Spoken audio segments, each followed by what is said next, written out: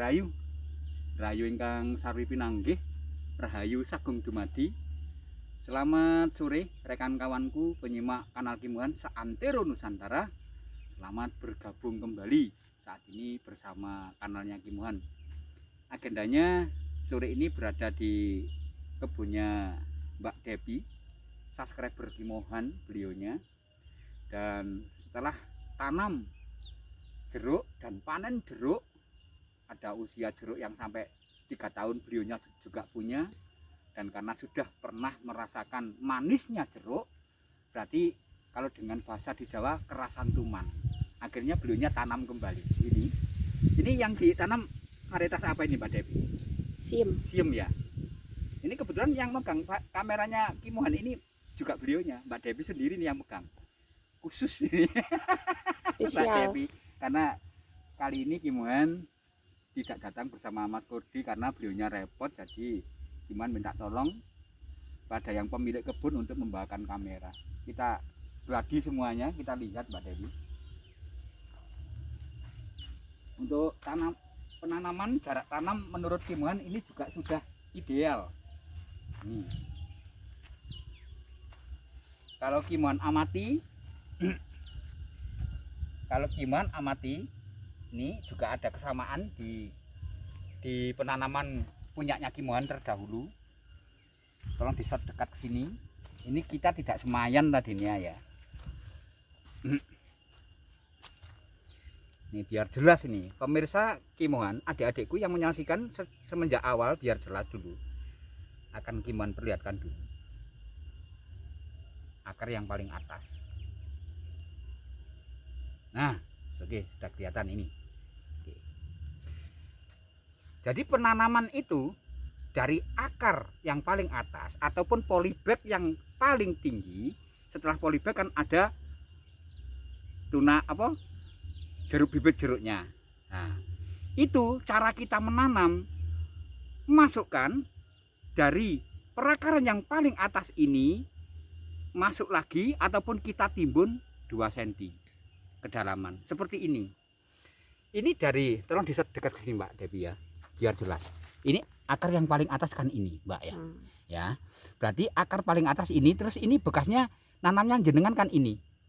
Dari akar ini ke sini berarti berapa senti? Ini perkiraan 2 cm ya. Nah, ini yang betul. Berarti akar jeruk ini nantinya tidak akan stres kena perubahan temperatur tanahnya. Itu loh. Jadi tanamnya berarti dari akar yang paling atas ini kita benam 2 cm seperti tadi. Awal mulanya tadi kan ini. Ini Mbak Dewi ya awal mulanya ya. Nah, berarti kan tertanam 2 cm dari perakaran yang paling atas. Oke, ini benar. Nah, terus kita lihat. Sama. Beliaunya juga tidak pakai tanamnya, tidak pakai tokongan, karena nanti ini akan dibuatlah sebuah bedeng setengah lingkaran begini di jeruk ini. Nah, ini juga nanti bagus. Berarti nanti artinya jenengan apa? Jangan mentang-mentang jenengan tanam jeruk di area MDPL tinggi tanpa gunakan drainase. Ya. Kalau tidak ada drainase, biasanya di saat-saat musim penghujan yang intensitasnya datang begitu lebatnya, nanti air itu tidak akan bisa lari kemana-mana dan perakaran jeruk kita ini akan jenuh dengan air. Artinya di situ. Jadi mudah asem-asemen.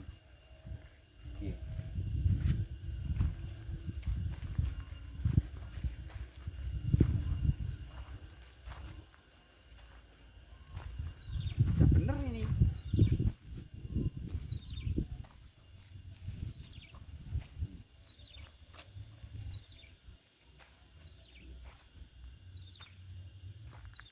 Dan pemilihan bibit ini Kimuhan acungi jempol.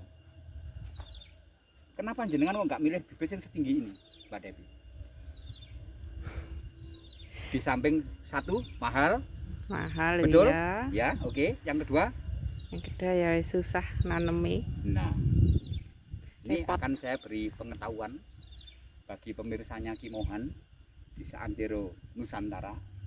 Sebenarnya bibit semakin besar bibit itu sebenarnya semakin jelek. Kenapa bisa begitu Kimohan?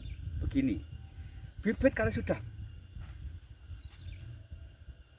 besar, udah tinggi, polybagnya juga tidak diikuti untuk pembesaran tubuh jeruknya, itu akar biasanya sudah mau lingkar-lingkar begini di dalam polybag.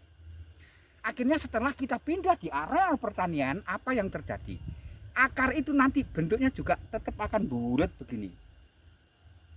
Kalau jeruk seusia ini, seperti di depan Kimohan ini akar belum begitu bulat. Jadi begitu ditanam nanti seiring berkembangnya jeruk ini, akar yang menjulurnya ke kanan nanti akan tetap ke kanan begini. Yang ke kiri akan terus ke kiri larinya akar. Yang ke situ juga ke depan akan ke depan begini.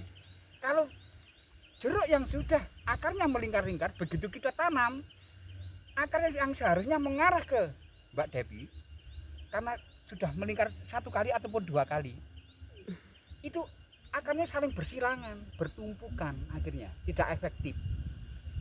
Akhirnya untuk akar mencari nutrisi makanan untuk pertumbuhan jeruk itu juga dia terhalang dengan tumpang tindihnya akar tadi, bulatnya tadi. Bisa dimengerti kira-kira ini uraian Kimohan ini Mbak Dewi? Paham. Oke, begitu pengertiannya ada di situ ya. Jadi ini jenengan ini milih bibit ini termasuk menurut Kimohan sudah benar, milih yang seukuran ini. Kimohan di 2 lahan Kimohan, di titik 1 dan titik 2 itu ya segini ini bibitnya. Kimohan nggak nyari yang Besar. nggak nanam yang besar ya, sengaja Kimohan ambilnya yang kecil itu. Dan ini tolong di shot ke sana, yang sebelah sana ini juga kebunnya Mbak Devi nih. Jeruk ini udah berproduksi banyak yang kemarin, bahkan terlalu lebat. Malah beliaunya Kimohan ingatkan waktu itu hanya ketawa-ketawa saja. Bahaya loh Mbak nih jeruk sampean ini, hanya ketawa. Karena beliaunya belum tahu bukti itu. Setelah tahu bukti lah, saat ini baru beliaunya percaya dengan omongan Kimohan.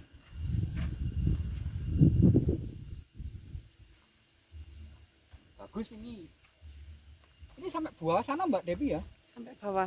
Oke, mudah-mudahan nanti perkembangan jeruk di sini akan cenderung bagus. Saya doakan jangan sampai ada kegagalan di jeruk lagi. Ini spraynya kapan Mbak Devi? Minggu kemarin. Minggu kemarin ya. Berarti jenengan kalau nyepray berapa minggu sekali atau berapa hari sekali? Kira-kira 10 hari sekali. 10 hari sekali ya. Ya. Untuk pestisida Cakmat menggunakan apa Mbak Devi? Setahu jenengan? Pestisidanya Belpo. Detakron Ya. terus Belpo ya. Belpo ya. Apasel ya itu. Kurang lebihnya. Berarti sama. Jadi untuk obat begini ada Deku. Untuk obat itu di kanal Kimohan enggak Kimohan buas ini pakai ini di emik ini enggak begitu. Rata-rata petani jeruk kita di Indonesia ini rata-rata menggunakan obat itu sudah pinter. Cuman pesan Kimohan hanya begini kalau soal obat. Pesan Kimohan, persiapkan 3 jenis obat, begitu saja. Ya, kalaupun yang jenengan sebutkan tadi minimal 3. Ya, cara mengaplikasikan bagaimana? Misalkan minggu ini jenengan pakai obat yang A, untuk di pembasmian penyakit di berikutnya jenengan pakai obat yang B. Untuk di yang selanjutnya lagi pakai obat C. Setelah itu kembali lagi pada A. Itu. Berarti artinya di rolling gitu. Ya. Dan setiap kemasan obat itu ada ukuran dosis. Itu dipelajari betul. Jangan sampai overdosis. Kalau overdosis ada Maksudnya ada ciri-cirinya di daun itu. Kalau daun sampean nanti kalau tahu daun karakternya bengkok seperti sabit, pucuknya itu bengkok-bengkok seperti sabit, itu artinya kebanyakan racun. Ya, mohon diingat, kebanyakan racun. Gimana lewat begini lihat daun misalkan, kalau ini kan ini masih daun dari pembibitan kan, nggak bisa kimohan anu ini jas ini, karena belum lama dijenengan istilahnya ini baru beradaptasi di lahan ini, jeruk ini. Berarti kebanyakan pestisida itu akan cenderung mungker kayak sabit, kayak arit itu loh Mbak. Keriting. Satu, kebanyakan racunnya. Makanya di setiap kemasan pestisida itu ada aturan, baca betul, itu aja. Yang penting jangan sampai over. Itu aja. Terima kasih atas jumpanya kali ini bersama Kimohan. Mudah-mudahan apa yang Kimohan sampaikan sore ini selalu tentunya menjadikan manfaat buat kalian, khususnya penyimak kanal Kimohan. Begitu saja adikku. Terima kasih untuk yang terakhir kali. Ihdinas siratal mustaqim. Wassalamualaikum warahmatullahi wabarakatuh. Om Santi Santi Om.